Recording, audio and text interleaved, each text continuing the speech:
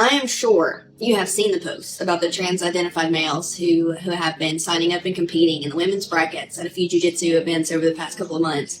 Being one of the women who competed against women and spoke out about it, I just wanted to get on here and share my experience. I competed against a trans-identified male on Jiu-Jitsu 8 at a submission challenge in Marietta, Georgia, where he registered in my blue belt women's absolute division. It did not take me very long into my match for me to realize that I was not, in fact, competing with a woman. To say the experience was horrible and scary. I was absolutely in fight or flight mode, and as a seasoned competitor, I can honestly say I've never been there mentally before in a match. I've been in spots where I've been subbed, and I've never felt unsafe during a match. After my match, I literally went to the mat side while my teammates were massaging out my arms, and I just could not help but cry and look at my coach and say, that was a man. But despite winning the rear naked choke in overtime, I was devastated, to say the least, by what I had just experienced. It really negatively affected my next match. In the upcoming months, when I went to compete again, I had to self-exclude from a World Series of Jiu-Jitsu and from a women's absolute bracket at a Naga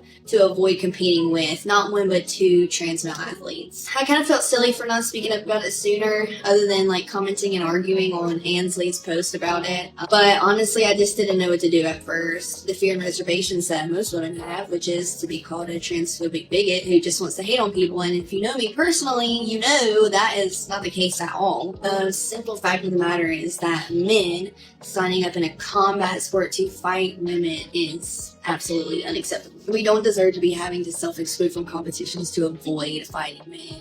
And we deserve for there to be rules and regulations put into place that keep us safe and that protect us from these situations happening in the first place. And that is what ultimately led me to work with icons and with Reddits to speak out about this, because it's something that needs to change. And I'm really glad that I did. Support has been so uplifting. It's been great, and the feedback is, oh my god, it's literally just been wonderful. And then the fact that Naga, not even 24 hours later, changed their policy or revised their policy has been a breath of fresh air.